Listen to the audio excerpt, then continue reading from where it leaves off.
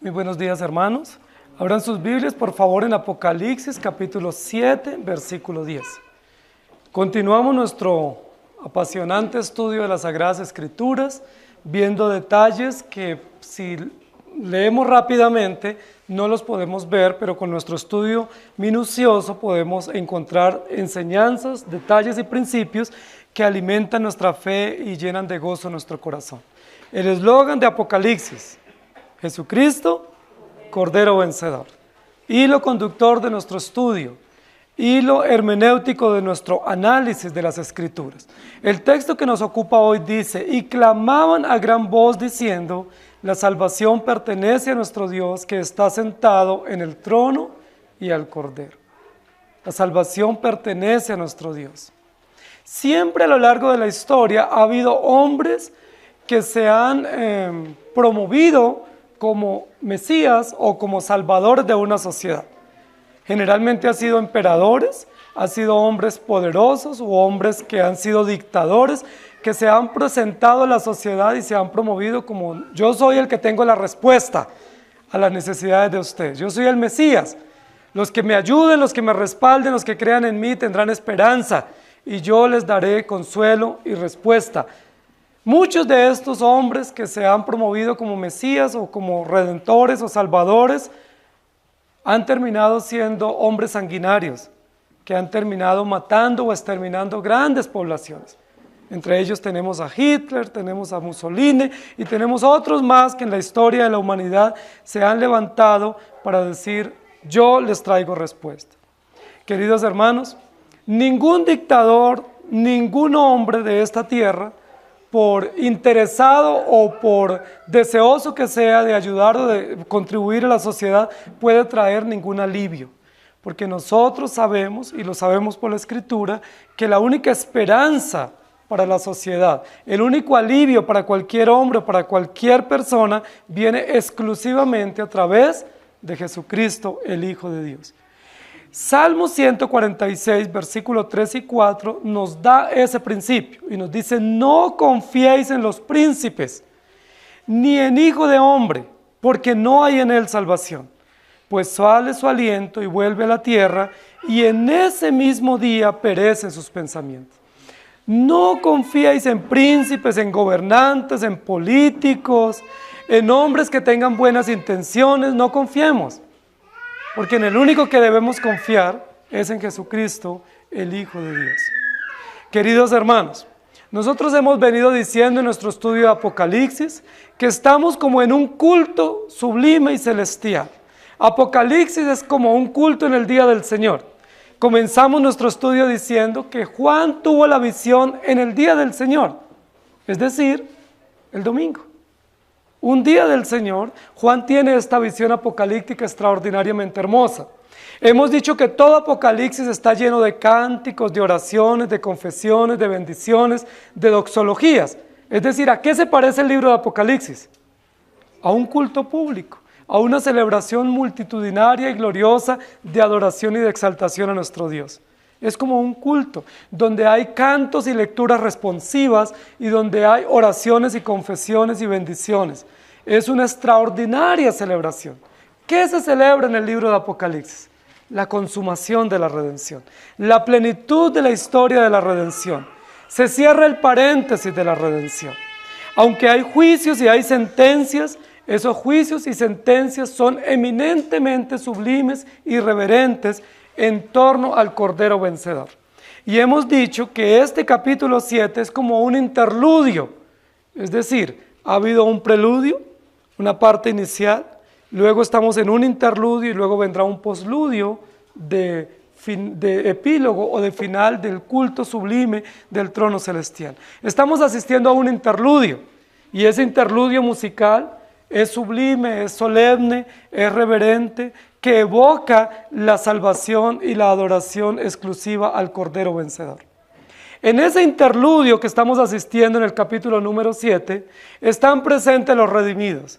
Y me llama mucho la atención que el capítulo 7 se ocupe en su totalidad a describir a los redimidos y a describir los beneficios y las glorias de los redimidos, no en función del beneficio, sino en función del autor y consumador de la fe. Muchos de nosotros, cuando pensamos en la salvación, comenzamos a enumerar los beneficios de la salvación. Y muchos de nosotros probablemente venimos hoy a adorar a nuestro Dios, no en función del dador de la salvación, sino en función de los beneficios recibidos. Es el común denominador de nuestro corazón. Muchos de nosotros decimos, yo voy a adorar porque Dios me ha bendecido, porque me ha perdonado, porque me ha dado salud, porque me ha dado trabajo. Y eso es cierto, y eso amerita motivos de gratitud, pero no es la razón de ser de nuestro culto. La razón de nuestro culto no son los beneficios recibidos. La razón de nuestro culto es el dador de todas las cosas. Si tú hoy te congregas en función de los beneficios, estás equivocado y no has entendido la doctrina. Porque hoy nosotros nos reunimos no a agradecer por los beneficios, sino a agradecer al autor de los beneficios. El capítulo que nos ocupa hoy, el versículo 10 del 7, dice, y clamaban a gran voz diciendo, abre paréntesis, la salvación pertenece a nuestro Dios, que está sentado en el trono y al Cordero. Y yo he puesto por título en esta mañana nuestra enseñanza, Él es nuestro Dios. Porque estamos en una fiesta sublime y celestial. Estamos en una celebración multitudinaria, multicultural, multilingüal, en la presencia del Cordero.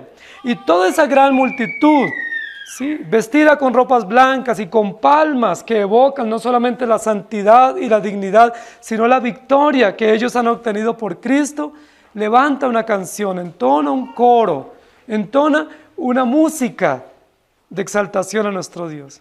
Pero en ningún momento esa música está en función de los beneficios, sino en función del que da todos los beneficios. Él es nuestro Dios. En esa gran fiesta celestial hay un eslogan, ¿sí? Hay un estribillo, y ese estribillo musical evoca a quien da todas las cosas. Él es nuestro Dios. Yo no sé si ustedes han escuchado que a veces los hijos, especialmente cuando están muy pequeños, se sienten muy orgullosos de sus padres. Y cuando está muy pequeño dice, él es mi papá, ¿sí?, o ella es mi mamá. ¿Qué es lo que está diciendo? Me siento honrado, me siento privilegiado o me siento orgulloso de tener a él por mi papá o mi mamá. Generalmente los niños en la primera infancia, sus padres son los héroes. Y ellos quieren ser como sus padres, porque desean mucho, porque los tienen como héroes. A medida que van creciendo ya no somos los héroes, somos los villanos. O cuando nosotros tenemos un equipo de fútbol o un deporte o una persona a quien seguimos o admiramos, nos sentimos muy honrados cuando vemos a esa persona o sabemos de esa persona y decimos, él es mi amigo, ¿sí?, o él es mi pastor, o él es mi jefe, ¿sí? ¿Qué es lo que estamos diciendo? ¿Sí? Qué bendición tener esa persona como cercano a mí, o que sea mi jefe, o sea mi amigo, o sea mi hermano, o sea mi pastor. Este culto no está en función del pastor, no está en función del líder, de quien me evangelizó.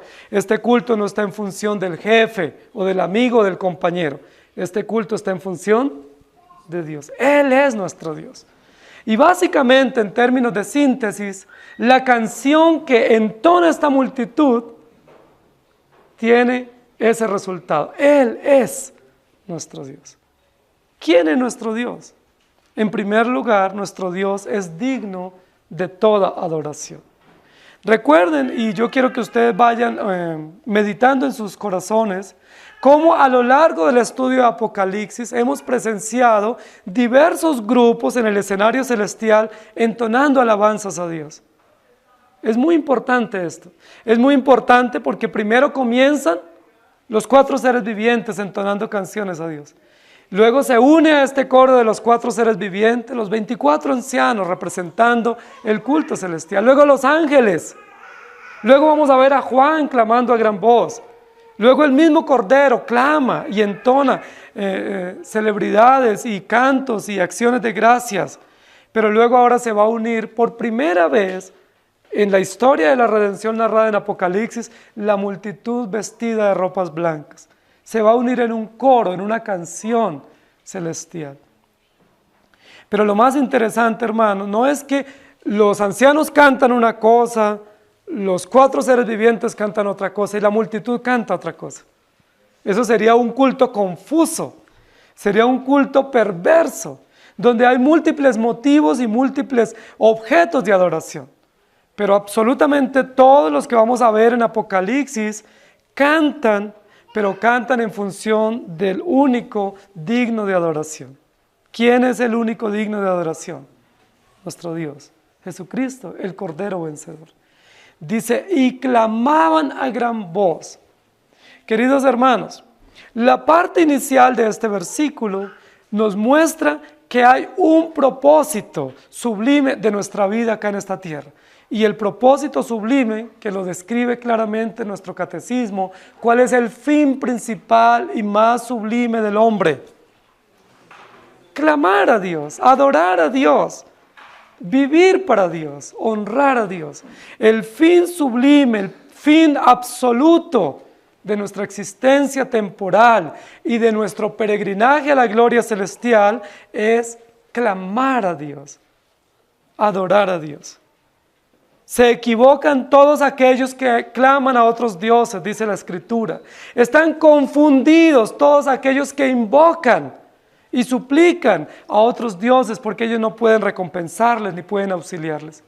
Pero solamente aquellos que claman al único y verdadero Dios están en la verdad. Ahora, ¿qué más nos enseña la parte inicial, el preámbulo de este versículo? Nos enseña que Dios es el único a quien debemos adorar. Nos enseña que el pueblo redimido fue llamado para la adoración. Ahora, no confundamos adoración con cánticos. No confundamos adoración con música. Adoración implica una vida totalmente entregada, devota, consagrada y rindiendo culto permanente, constante al Señor. Y clamaban a gran voz.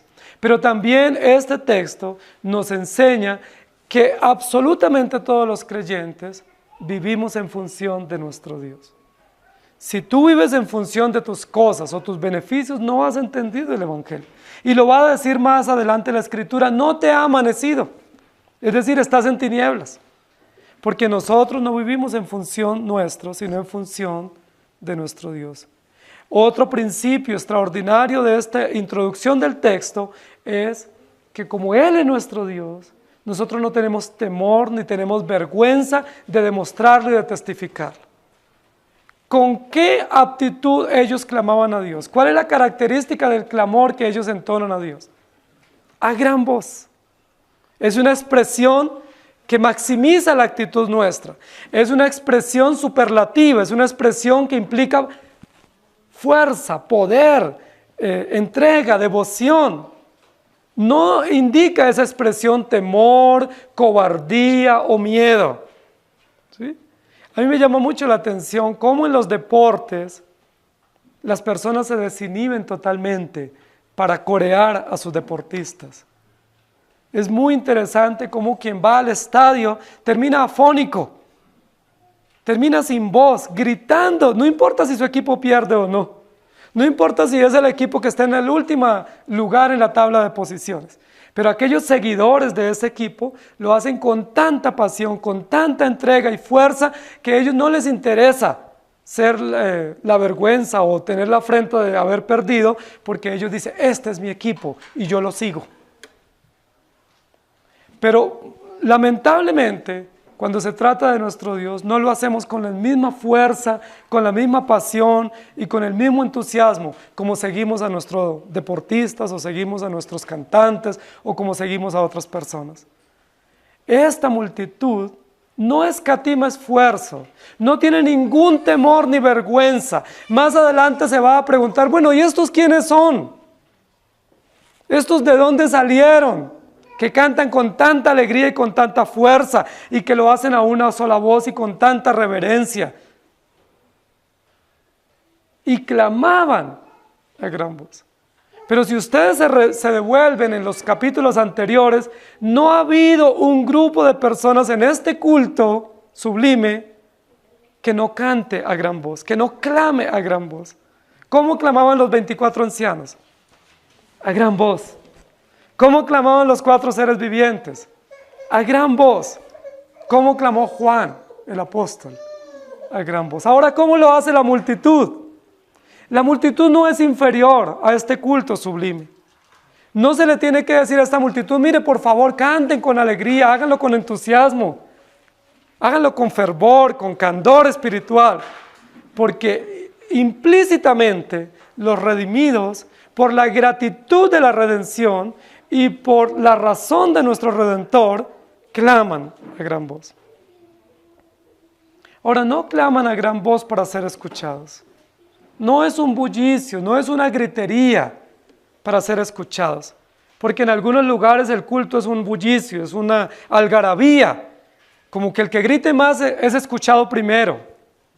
No, esto no es eso. Es un culto solemne, reverente, acorde, uniforme, al unísono. Pero esa gran multitud no puede hacerlo a voz baja. No tiene ninguna cobardía. Ahora, es un poco interesante que la iglesia del momento a la cual se dirige este libro está pasando por gran persecución.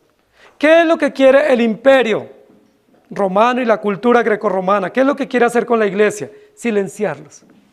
Es decir, apagarlos, que guarden silencio. Pero mientras el imperio y el mundo quiere silenciar a la iglesia, ¿qué hace la iglesia? Clama a gran voz. Es decir, no nos van a poder silenciar. ¿Sí me hago entender? Es como la actitud del culto público de estos hermanos. La sociedad, el mundo, nuestro propio pecado nos quiere silenciar, pero no nos van a callar. ¿Por qué?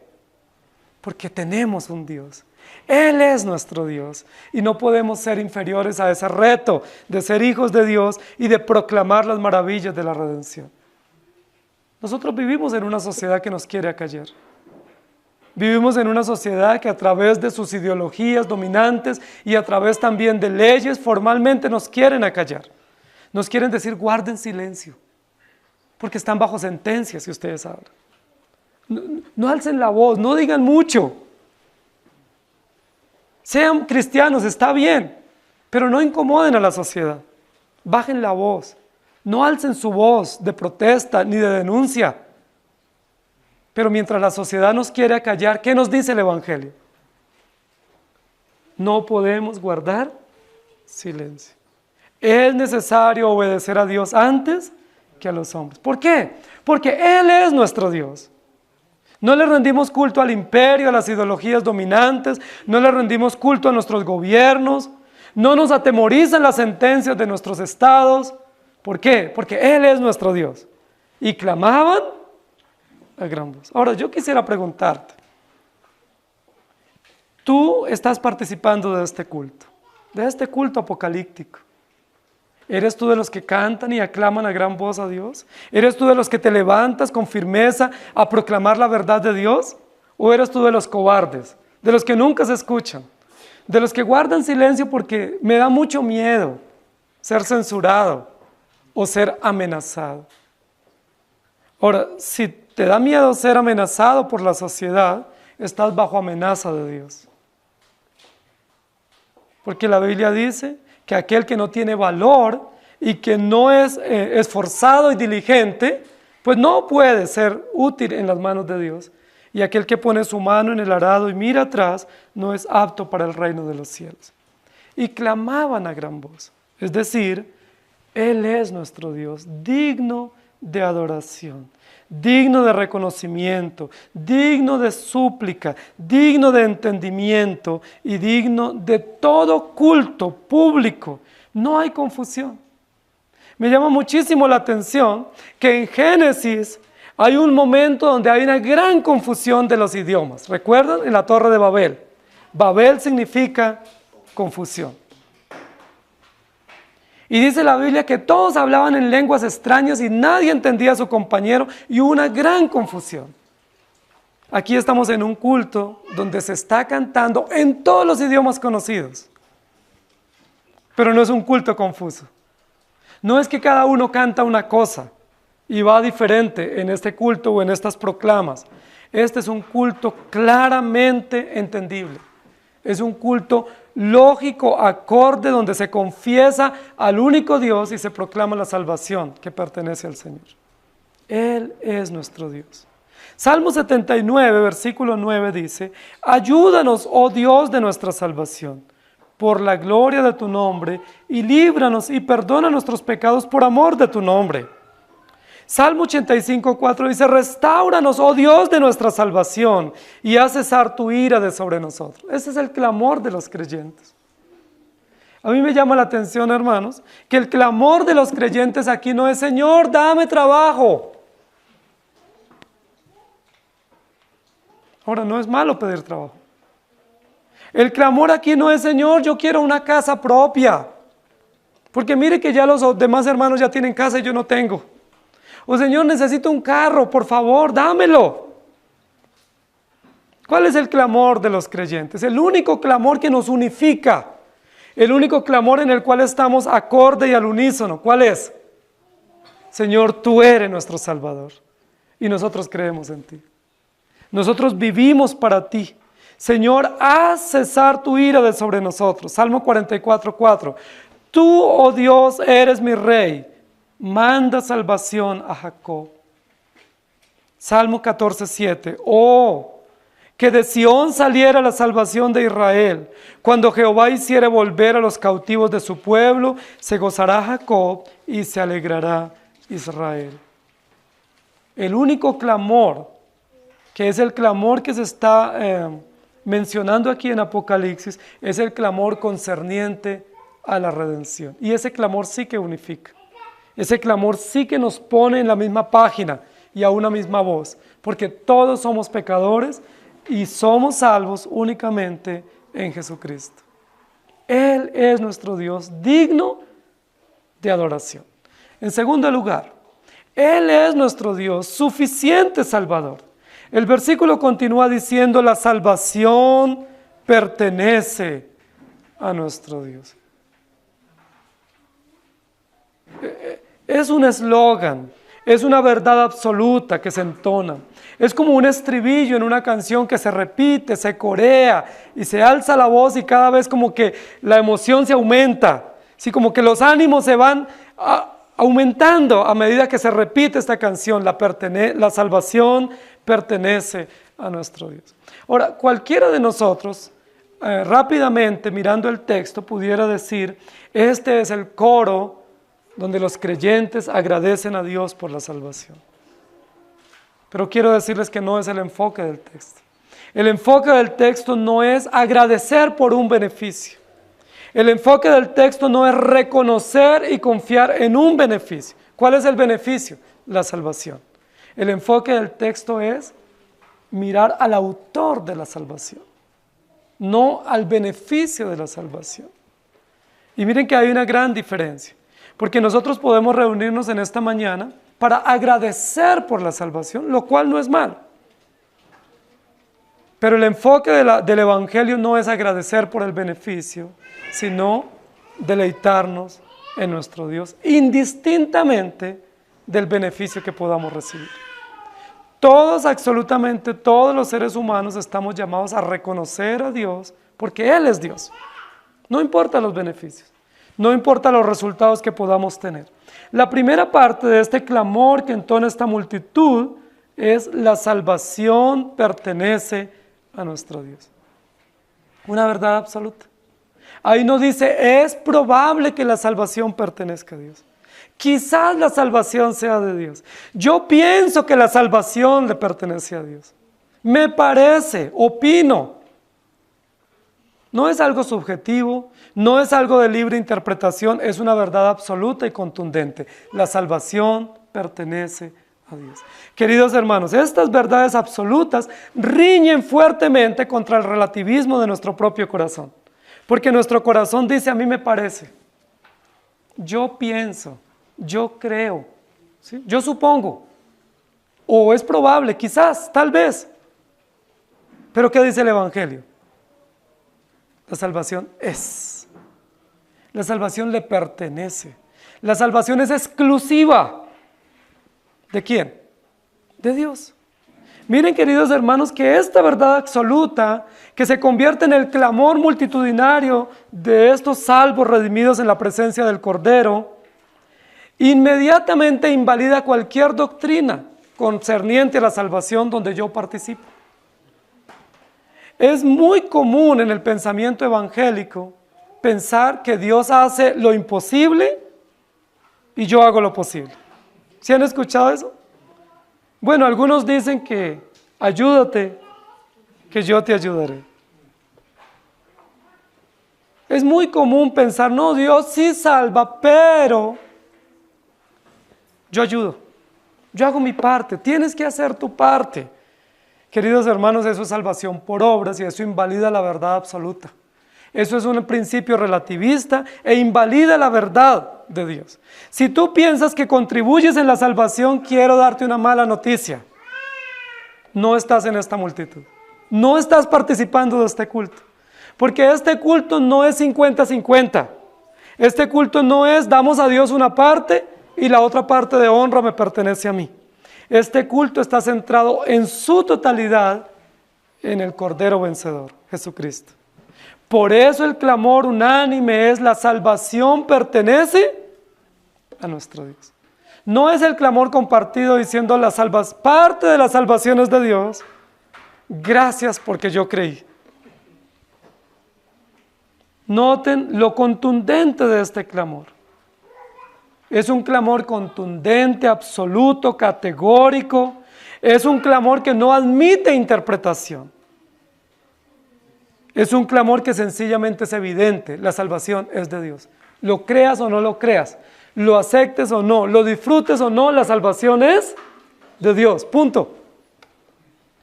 Ahora, esto no es una verdad que la descubrió Juan escuchando a esta multitud. En el Antiguo Testamento se había escuchado esta proclama también. Los profetas Isaías, Jeremías, Habacuc, Jonás proclamaron lo mismo. El rey David en los Salmos proclamó lo mismo. Es decir, no es una verdad nueva que se descubre en un culto, porque aquí no estamos descubriendo el agua tibia. Aquí estamos simplemente uniéndonos al clamor eterno que históricamente todos los redimidos han entonado en la presencia del Cordero. Ahora, yo no me imagino que esta multitud estuviera en la presencia del Cordero diciendo: Señor, gracias porque yo creí. ¿Se imaginan? ¿Se imaginan ustedes allí en la presencia del Cordero diciendo: Señor, gracias porque yo tuve fe y porque yo obré en consecuencia? No tendría sentido. Si estamos en la presencia del Cordero, en la centralidad de la verdad, en la centralidad de Cristo y de las Escrituras, lo único que podremos atinar a decir, lo único que podremos proclamar con libertad y con claridad es: la salvación pertenece a nuestro Dios. No podremos decir otra cosa. Yo he escuchado muchas personas que dicen: no, cuando yo esté en el cielo, yo tengo una lista de preguntas para llevarle a Dios.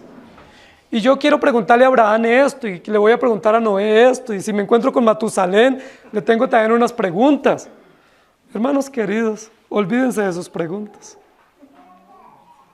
Olvídense de sus listas de preguntas para todos los patriarcas y los profetas, porque el culto eterno estará en función exclusiva de Dios. No hay tiempo para ese tipo de curiosidades. Si alguno dice: no, yo le voy a preguntar a tal profeta, tal apóstol esto. No, hermanos, el culto eterno no está en función de nuestros gustos o de nuestras preguntas o de nuestros interrogantes. El culto eterno está en función del autor y consumador de nuestra fe. El clamor unánime eterno es: la salvación pertenece a nuestro Dios. Y esto tiene que ver con algo muy importante, porque esta multitud no está reconociendo un beneficio. Esta multitud está reconociendo un autor absoluto del cual vienen todos los beneficios. Y me llama mucho la atención, porque muchas de nuestras canciones o de las canciones que canta el pueblo evangélico hoy en día están en función de los beneficios. Señor, gracias por esto. Señor, gracias por aquello. Pero muy pocas de esas canciones están en función de quien da los beneficios, de quien da todo en favor de su pueblo por gracia inmerecida. La salvación pertenece a nuestro Dios. Isaías 25:9 dice: y se dirá en aquel día: he aquí, este es nuestro Dios, le hemos esperado y nos salvará. Este es Jehová a quienes hemos esperado, nos gozaremos y nos alegraremos en su salvación. Mateo 16 al 18 dice, respondiendo Simón Pedro dijo, tú eres el Cristo, el Hijo del Dios viviente. Entonces le respondió Jesús, bienaventurado eres Simón, hijo de Jonás, porque no te lo reveló carne ni sangre, sino mi Padre que está en los cielos. Y yo también te digo que tú eres Pedro, y sobre esta roca edificaré mi iglesia, y las puertas del Hades no prevalecerán contra ella. Efesios 2:4 dice, pero Dios que es rico en misericordia, por su gran amor con que nos amó. Y continúa en 1 Timoteo 1:15, palabra fiel y digna de ser recibida por todos, que Cristo Jesús vino al mundo para salvar a los pecadores, de los cuales yo soy el primero. La salvación pertenece a nuestro Dios. No sé si ustedes recuerdan, pero en el libro de Jonás, cuando Jonás estuvo pasando ese periodo de rebeldía y que el Señor le salva milagrosamente y le tiene dentro del pez, ¿se acuerdan que en la oración del capítulo 2, en la parte final, Jonás termina diciendo, la salvación es de Jehová? Jonás terminó diciendo eso. Jonás es el prototipo de un profeta rebelde y obstinado. Jonás es el altoparlante del inconsciente colectivo nuestro, de lo mismo que somos, rebeldes, obstinados, con apariencia de piedad y de nobleza. Pero cuando el Señor nos trata con juicio y moldea nuestro carácter, nosotros lo único que podemos concluir es, la salvación pertenece a nuestro Dios. Jonás tuvo que pasar 3 días y 3 noches en lo profundo de la mar, en el vientre de un pez. Y comienza a orar en el capítulo número 2. Y todo lo que dice en su oración va en contra de él mismo.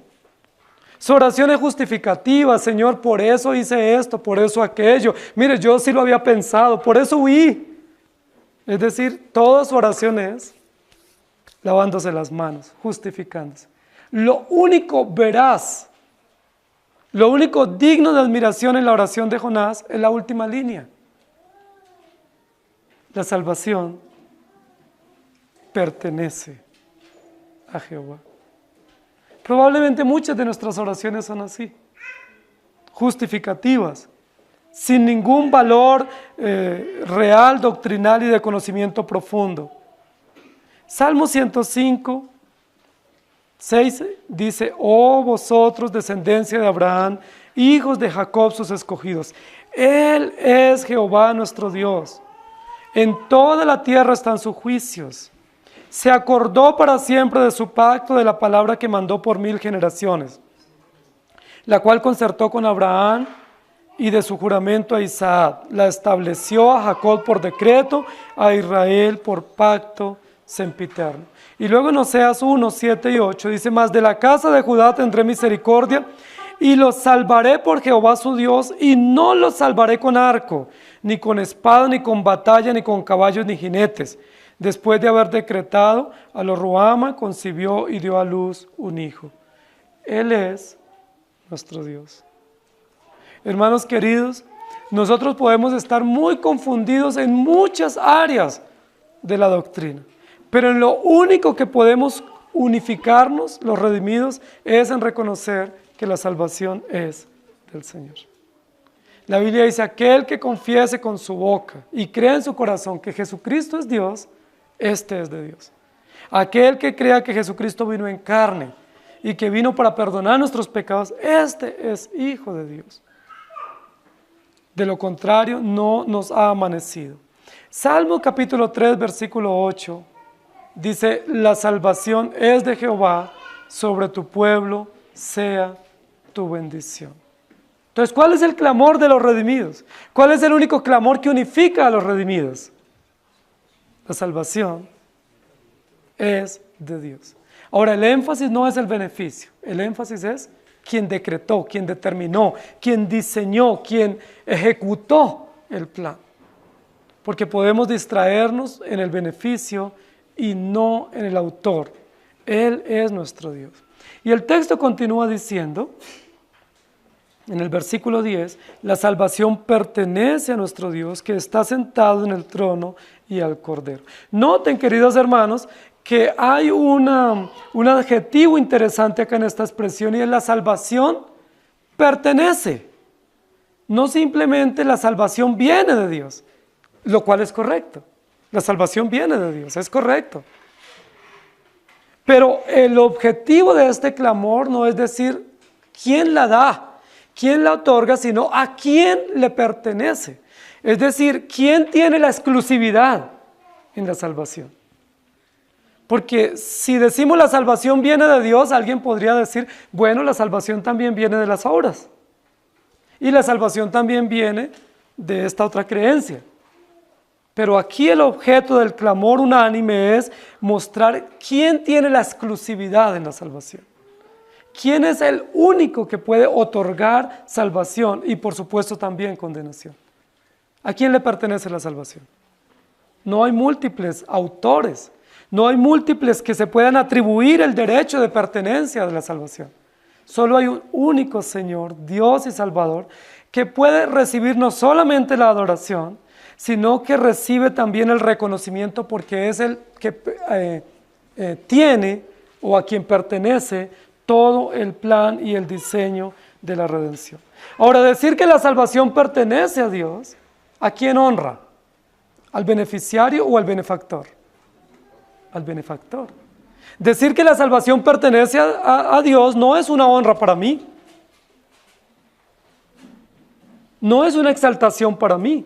Es decir, esta multitud no se está exaltando a sí misma. Muchos dicen, no, es que las ropas blancas lo que demuestra es que ellos vivieron en santidad y las palmas en las manos lo que significa es que ellos son vencedores. No, señores, la ropa blanca lo que significa es que el Señor los lavó porque ellos eran inmundos y no se pudieron lavar, y las palmas en las manos no significa que son vencedores. Las palmas en las manos lo que significa es que ellos reconocen y exaltan a quien venció por ellos y les dio la victoria. Entonces, cuando ellos entonan este clamor, la salvación pertenece, están diciendo, nosotros no pusimos 50%, ni 10%, ni 1%, ni 0, nosotros no pusimos nada, porque la salvación, de principio a fin, pertenece, es absoluta de Él, es exclusiva de Él. Ahora, ¿qué otra cosa es interesante? Este pronombre que usa acá, porque usa un pronombre interesante que es un pronombre plural. La salvación pertenece a nuestro Dios. No es a mi Dios, no es a tu Dios, no es a vuestro Dios. La salvación, ¿a quién pertenece? A nuestro Dios, Padre nuestro, Dios nuestro. Miren qué hace el Evangelio, hermanos queridos. El Evangelio vence el egoísmo. El Evangelio vence el individualismo. Porque el Evangelio nos muestra que todos estamos en el mismo nivel y en la misma condición. Todos pecadores necesitando o requiriendo un Salvador. Todos salvos por la misma gracia.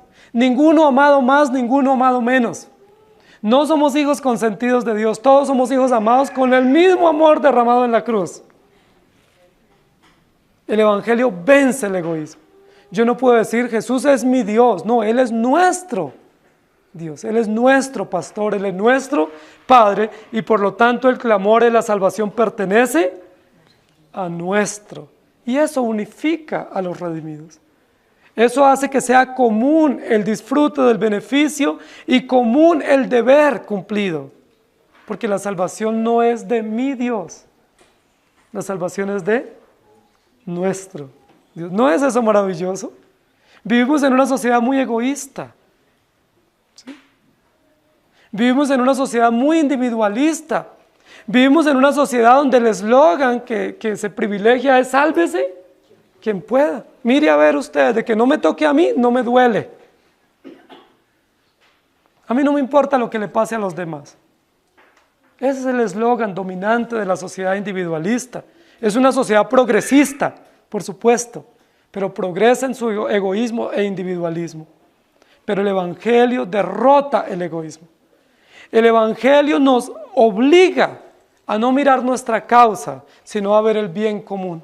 El Evangelio nos obliga a velar por las necesidades de otros antes que por nuestras necesidades. El Evangelio nos obliga a orar por los demás antes que por nosotros. ¿Por qué? Porque el Evangelio ataca lo que tiene que atacar: nuestra soberbia, nuestro orgullo, nuestro egoísmo. Por eso, aún en este clamor, se muestra que el Evangelio ha triunfado. Ninguno ahí dice, la salvación pertenece a mi Dios, a nuestro Dios. No, todos unánimemente atinan a responder colectivamente, usando adjetivos adecuados y usando pronombres adecuados a este culto sublime a nuestro Dios. La salvación es de nuestro Dios. Decían a una voz al Cordero que fue inmolado, que es digno de tomar el poder, la riqueza. Y Apocalipsis 11:7 dice, te damos gracias, Señor Dios Todopoderoso, el que eres y que eras y que ha de venir, porque has tomado tu gran poder y has reinado.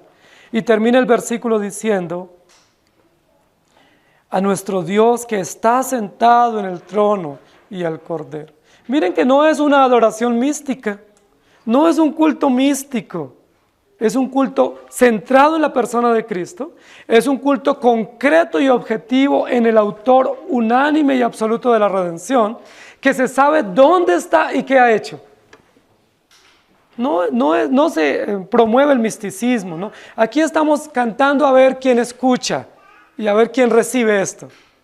¿Sí? Recuerden que hoy en día el pueblo evangélico ha caído tanto en misticismo en su adoración,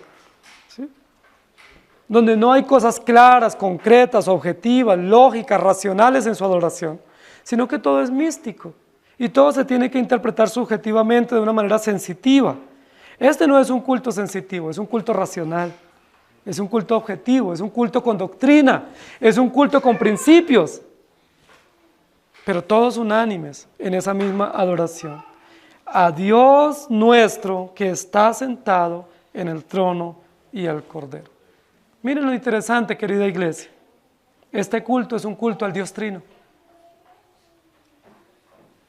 Se honra al Dios Trino, Padre, Hijo y Espíritu Santo, que diseñó el plan de la redención, lo ejecutó y lo llevó a feliz término. Tanto así que esta multitud es testiga fidedigna de la consumación de la redención. Es decir, ¿se necesitan pruebas de que Cristo es Salvador? ¿Qué más prueba? Tenemos el Cordero inmolado en el trono, ¿sí? Con las evidencias de la inmolación. Tenemos un ángel que sube con la señal del Dios vivo, es decir, venció la muerte. Pero ahora tenemos una multitud vestida con ropas blancas y con palmas en las manos. Yo les pregunto, ¿se necesita testigos? ¿Hay dudas de que Cristo es Salvador? ¿A alguno le queda la menor duda de que la salvación pertenece al Señor? ¿De que hay un pacto eterno de redención y se ha ejecutado milimétricamente con fidelidad? ¿Hay alguna duda? ¿Podría aparecer alguna lengua del mundo y decir nosotros no podemos confesar lo mismo? No, el versículo anterior dice de toda lengua, de toda tribu, de todo pueblo, de toda nación. Hay testigos que afirman con la dignidad recibida por la redención y con la victoria de Cristo y ahora con su clamor confesado que Cristo es el Señor. ¿Qué se une en los dos versículos? Se une la parte simbólica que implica y evoca carácter redentivo ahora con el clamor público. Lo simbólico, lo metafórico y lo evidente. ¿Sí? Lo latente y lo manifiesto se une. Jesucristo es el Cordero. Solamente se pudiera evidenciar esto con la multitud vestida de ropas blancas y con palmas en las manos. Con eso nomás, que es metafórico, que es simbólico, sería suficiente para que no nos quedara duda que Cristo es Redentor absoluto. Pero para reafirmar más, para hacer mucho más categórica la verdad, para hacerla más enfática y contundente, ¿qué hace esta multitud? Claman a gran voz, Y el clamor es mucho más contundente que, por decirlo de alguna manera, opaca la parte metafórica, porque se hace manifiesto un clamor unánime, multicultural, multilingüal, diciendo: la salvación pertenece a nuestro Dios, que está sentado en el trono y al Cordero. Ahora quiero que meditemos un poco en esta parte, porque esta parte final nos muestra la soberanía en el plan de la redención. ¿Dónde está nuestro Dios? ¿En cualquier lugar? ¿Dónde está? Sentado en el trono. Mire, qué cosa más extraordinaria. De las figuras apocalípticas relacionadas con Cristo, más contundentes es esta. No puede estar en otro lugar un rey absoluto. No puede estar en otro lugar un Dios vencedor, un Señor de toda la tierra, sino sentado en su trono. No está deambulante, no es un mendigo rogando para que alguien crea, no está tocando a la puerta de tu corazón a ver cuándo tú le quieres abrir. ¿Dónde está ese Dios, ese Señor, ese Redentor? Sentado. ¿Eso qué nos muestra? Autoridad, dominio, poder, control, soberanía, señorío absoluto. Él tiene el control, Él es el control y ha terminado su obra y está en el trono. Ahora, ¿qué indica el trono? Autoridad, pero también indica juicio y justicia. El trono evoca la imagen del tribunal, donde se dicta justicia, donde se dictamina sentencia. ¿Dónde está nuestro Dios? Sentado en el trono. Hermanos queridos, esta es la verdad más absoluta. Nosotros tenemos que corregir ese error que hemos tenido por años como pueblo cristiano. No, el Señor está en mi corazón.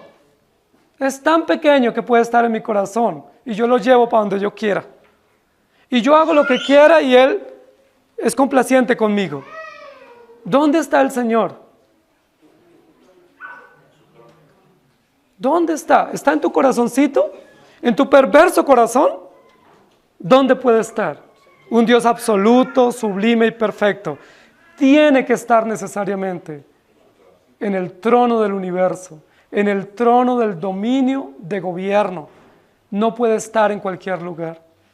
No puede congraciarse con cualquier aptitud, porque nuestro Dios es Dios santo, justo y perfecto, Rey absoluto. No admite subjetividad, no admite condicionamiento. Está sentado en el trono y luego une esa verdad de gobierno con la verdad redentiva.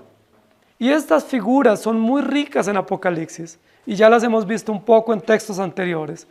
Se une aquí lo que en el capítulo 4 se vio como el león de la tribu de Judá y el cordero como inmolado. ¿Recuerdan? Lo vimos en el capítulo número 4. Y vi como un león feroz, contundente, terrorífico, imponente. Pero luego ese león de Judá es unido metafóricamente en el capítulo 4 al cordero como inmolado. ¿Está hablando de dos personas? ¿Está hablando de dos planes, dos propósitos, dos etapas? ¿De qué nos está hablando? ¿Hay dos redentores? ¿Uno león y uno cordero? ¿Hay dos planes de redención? ¿Hay dos oportunidades, dos medios? Por supuesto que no, porque la salvación pertenece al único Dios. Pero aquí lo que se está mostrando es la unión perfecta en la conclusión y en el desarrollo del pacto eterno de redención. El pacto eterno de redención fue determinado ¿por quién? Por el león de la tribu de Judá. Por el Rey eterno que está en su trono sentado eternamente y para siempre. Por Dios que gobierna y domina todas las cosas. Pero ¿cómo ese plan diseñado o en planos se hace real para cada uno de nosotros? A través de la historia redentiva. Y la historia redentiva nos muestra un cordero humanado, un cordero inmolado y un cordero victorioso. Pero ¿cómo confluyen esas dos figuras, esas dos partes de la revelación al punto que el culto no solamente se ofrece al que está sentado en el trono, sino que el culto se ofrece al que está sentado, que también es Cordero, pero Cordero vencedor. Es decir, no es una salvación planeada solamente, es una salvación planeada y ejecutada oficialmente por Cristo el Cordero vencedor. El culto público, el clamor público no está en función de un plan, está en función de un plan cumplido y consumado fielmente. ¿Cuál es la evidencia de la consumación del plan? ¿El Cordero dónde está?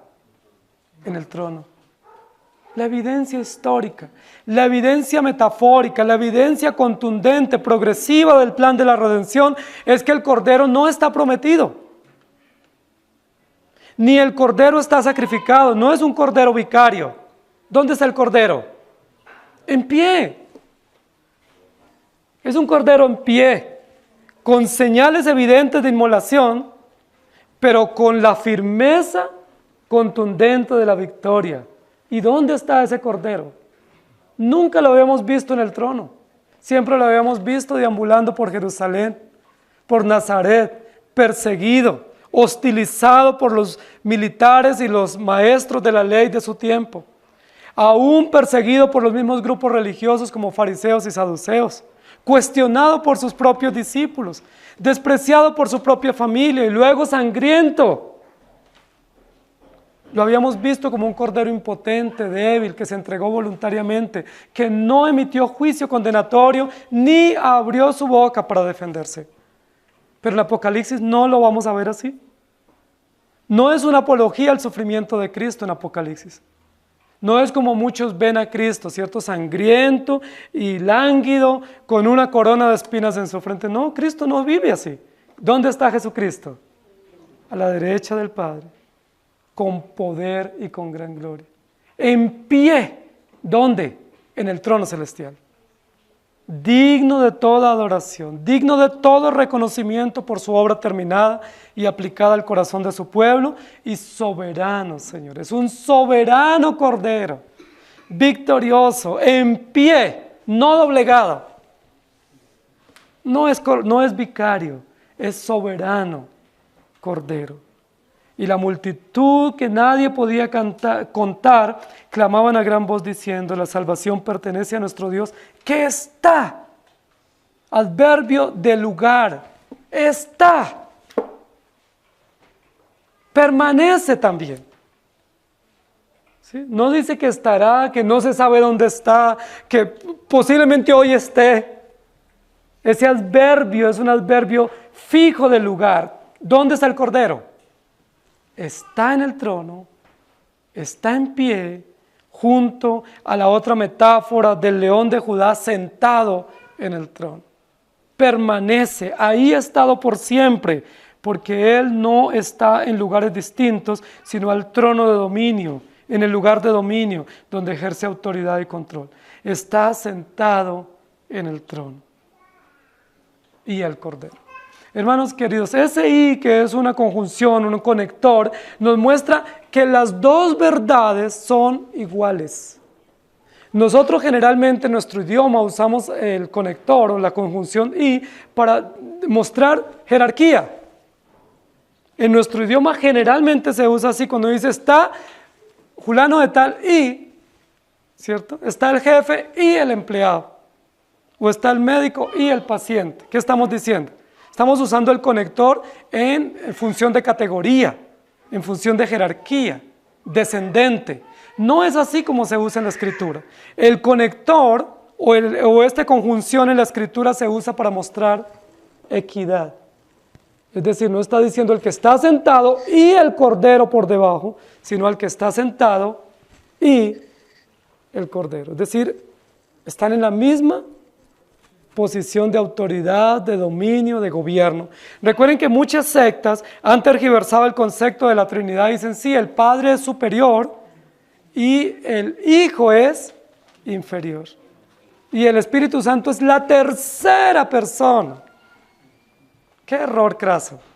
No, Padre, Hijo y Espíritu Santo son el mismo Dios en el mismo nivel. Se usa la conjunción para mostrar relación, equidad, equilibrio en la verdad y no jerarquía, porque no existe jerarquía acá.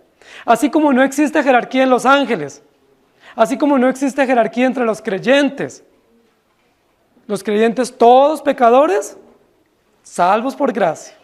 Todos en el mismo grupo, en el mismo escenario, cantando la misma canción y con el mismo diseño de vestuario. Todos celebrando la salvación porque Él es nuestro Dios. Jeremías 10:10 dice, mas Jehová es el Dios verdadero, Él es Dios vivo y Rey eterno, a su ira tiembla la tierra y las naciones no pueden sufrir su indignación. Hermanos queridos, hay dos aspectos de la redención.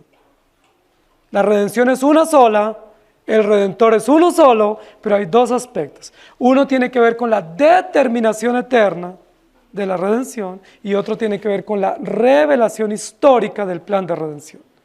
Pero esas dos verdades que caminan paralelas a lo largo de la historia de la redención, ¿cómo terminan en Apocalipsis? Juntas.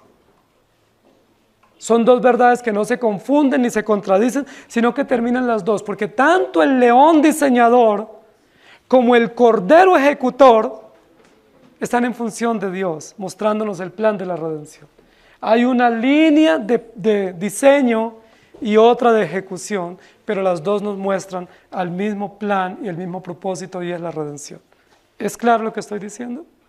Jesucristo está sentado en el trono porque Él venció. Pero está también en pie como testigo de que Él cumplió. Es el testigo absoluto de que el plan diseñado en la eternidad se cumplió a cabalidad. ¿Y quiénes refuerzan ese testimonio público? La multitud de redimidos, que entonan un clamor diciendo, Él es nuestro Dios. Inclinen su rostro. Señor, te damos gracias porque tú no solamente eres Salvador, tú eres el único Salvador. Tú no solamente nos has beneficiado con ese beneficio incomparable, inimaginable de la salvación por gracia, sino que haces que toda adoración, todo reconocimiento, toda proclama esté en función tuya. ¡Qué cosa más extraordinaria y maravillosa! No hay nada que pueda distraer a tu pueblo en función del culto al único y verdadero Dios. No hay nada que pueda llamar la atención más que la salvación que pertenece a nuestro Dios. Gracias por dejarnos tu palabra. Señor, y gracias porque nos permites evocar a través de estos textos verdades absolutas del Evangelio. Hoy estamos por la fe en esa multitud. Mañana lo estaremos de manera oficial y absoluta en esa multitud, junto a personas de todos los colores, razas e idiomas, pero todos cantando al único y verdadero Dios y diciendo las salvaciones de Dios. Si yo fui salvo, no fui por mi mérito, sino por ti. No fui por mi esfuerzo, sino por ti. No fue por mi santidad, sino por ti. La salvación pertenece. La salvación es exclusiva de ti. Ayúdanos a entender eso, Señor. Porque te afrentamos constantemente, considerando que nosotros ponemos algo, aportamos algo, posiblemente pequeño, pero aportamos. ¿Qué afrenta a tu nombre? Y no podemos estar en esa multitud con ese coro unánime, porque allí solo estarán los que por gracia pueden reconocer que totalmente, absolutamente, 100%, la salvación es tuya. Ninguno de los que estamos aquí puede presumir de contribuir, de aportar, de ayudar en la salvación, porque quien tal hace no ha entendido plenamente la verdad del Evangelio. Señor, gracias por humillarnos con tu palabra. Nos sentimos humillados, nos sentimos enseñados, instruidos, exhortados, corregidos con tu palabra, reprendidos. Hoy nos reprendes diciéndonos que somos miserables cuando creemos que aportamos, cuando la salvación es toda tuya. Pero hoy también nos reprendes sobre temas de egoísmo e individualismo. Y nos llamas a mirar el cuerpo. Y nos llamas a velar unos por otros. Pero también nos humillas por nuestra cobardía.